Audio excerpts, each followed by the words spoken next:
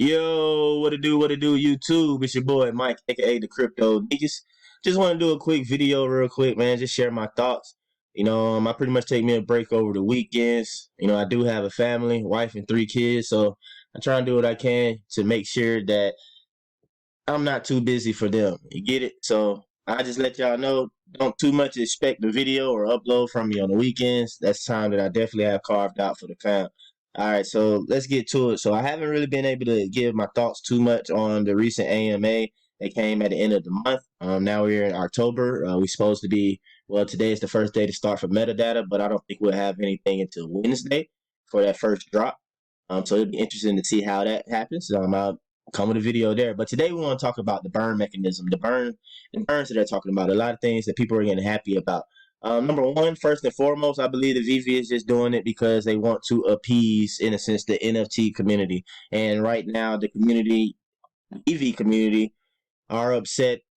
Not everybody's upset, but everybody's not necessarily extremely happy and giddy as it was, about a year or so ago. Mainly because things aren't selling out. People vaults are dropping.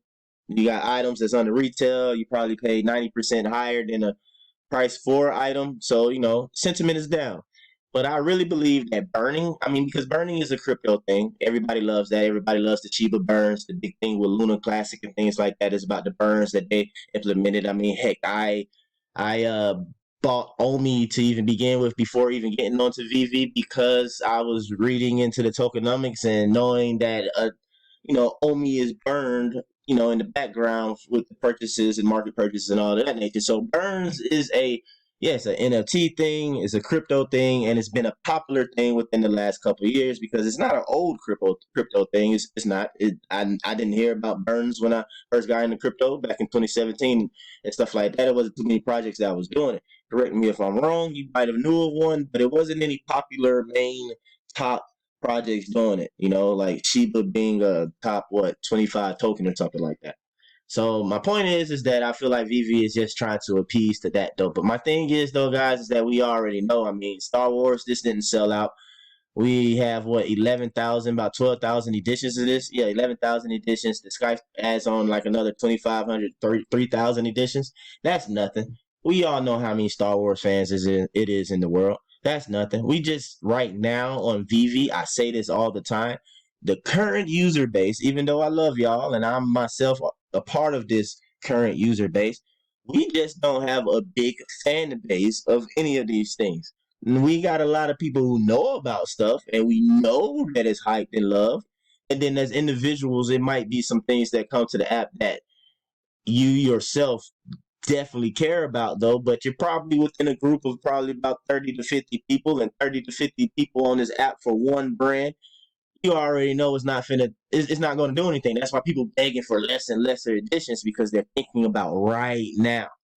Right now, of course, if you drop something, you drop the Star Wars with only 100 editions. Everybody and their mother gonna want it, especially on this app, because I guarantee you, we definitely have at least 100 Star Wars, 100 Star Wars fans, die-hard fans. So they'll definitely want that item. But even right now on this crazy market, 100 edition Star Wars item, it probably start off high just because of the hype, but it'll trickle on down to about 1,000 gems only. It really would. So I wouldn't even jump on it too much. I'd just wait if I missed it on the drop per se. But anyway, I'm rambling. Let me get back to the point. Okay. Disney, same thing. All right. We know. All right. Look at this. Disney pass holders. Annually, there's 1 million pass holders. Homie of mine, he sent me this and just him talking about, some of the things because we both talk about it. And I share this with you guys that this right here, this is crazy for these to be under retail. You see, I got 2 of them. This is not a pump post, and I'm not a whale. I just been here for a long time, so I'm taking my time trying to get these pieces as I can. I got one on drop. I'm down on it, okay? I got the Big Thunder Mountain. Orbitron, I'm down on it because I wanted a 3-digit mint, so I paid above the floor. But I'm going to get the rest of these because this is a perfect combination of things to me, all right? Number one, it's a cool NFT because of the animation. It's a big IP and it's pretty low editions. But right now, proof is in the pudding that Veve users are not that crazy about Disney. Now you can claim that Disney is It's a lot of Disney products. It could be kind of oversaturated though, but I'll just say y'all not real fans then, because if it was real fans of Disney, no way these items would be under retail. They'll be at least say retail and at least gone for the market, not trying to be sold per se, but they're literally in your vault because you're enjoying playing with them and you want to collect them. All right, let's go to another piece that I believe is still in the store. Like you see, Solis is still in the store. $65 to buy it in the store. Okay, you only got 1,000 of these 1,188. Everybody know that you guys should know that I do love the indie art. I believe all the indie art pieces are kind of slept on and overlooked. All right, but let's just say this: if we had the real fan base of this artist, Soy Milk here, these would be sold out, no doubt, no doubt. Now, it takes two things for us to be able to get real fans in on this, is because it's not just regular collectibles that everybody do. This is something new and speculative.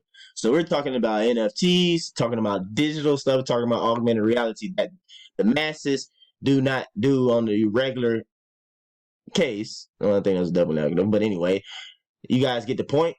They don't play with these things on a regular, okay? At the most, people, their experience with augmented reality is, filters with Snapchat or Instagram or things of that nature. So a lot of people don't even know that that's what they're fully using at that moment. So as digital collectibles continue to get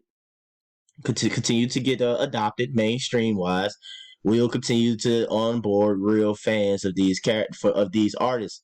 And we go to Instagram, we see our artist had 285,000 followers.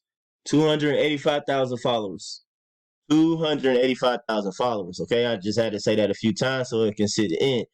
So if we literally had, say, 100,000 of those actual followers on Veve that believe in NFTs and collecting digital collectibles, things of that nature, and playing with them in augmented reality, 1,188 is extremely rare for this piece. Now, again, that's based upon that. So my thing is, because I don't want this video to get too long, I had some other examples, but other examples would be like a Run English or the Humane piece or whatever. Just dive in and look at how big some of these fan bases are. We know the obvious with Marvel, Disney, Star Wars, DC. We know the obvious with them. We know that they have huge fan bases. And even though some people get mad that there's a 10,000 edition drop, or there's a 12,000 edition drop, or there's something like the DeLorean, or there's something like the lightsabers.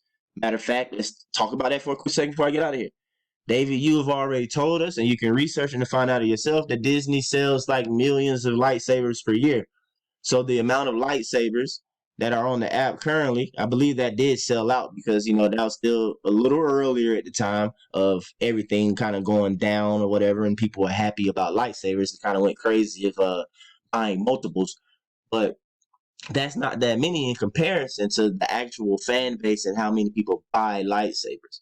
So my thing is, and my conclusion is that I believe that ultimately the burns would basically be a short-term thing for the community, but ultimately in the long run, as we continue to grow, as augmented reality continues to grow, as NFTs continue to get mass adopted, that we will not see a lot of items being burned, okay? Because if Veve continues along this path and have relatively low editions, making things very scarce or whatnot, and we continue to onboard new users and the target marketing starts in the new year, where they're ramp up actually marketing these indie artists fan bases, or directly marketing comic collectors, directly marketing those who travel to Disney on a regular, like those annual pass holders. They directly marketed them.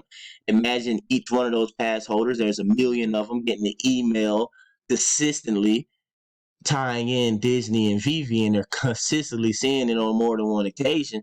They'll start to flood in as well. Now, we always talk about utility as well. Don't let those pass holders get an email saying that go get this Veve collectible and you'll be able to do this at the park or something like that. You understand what I'm saying? I don't believe that we're going to see a lot of burns, and I don't think that it'd be too much of a concern, but it's just something that we are worried about right now because people just don't want to see, their quote unquote investments going down. That's my thoughts. Y'all let me know what you think in the comments. Let me know if you think that burns will be something that'll be used all the time. We'll be seeing it happen often. Or do you agree with me that it's a bit overrated? It's a bit overrated, and that as we continue to onboard users and get and grow, we won't see many collectibles getting burned, if any at all. All right. But anyway, I'm out of here. You guys take care and stay safe and be blessed. I'm out.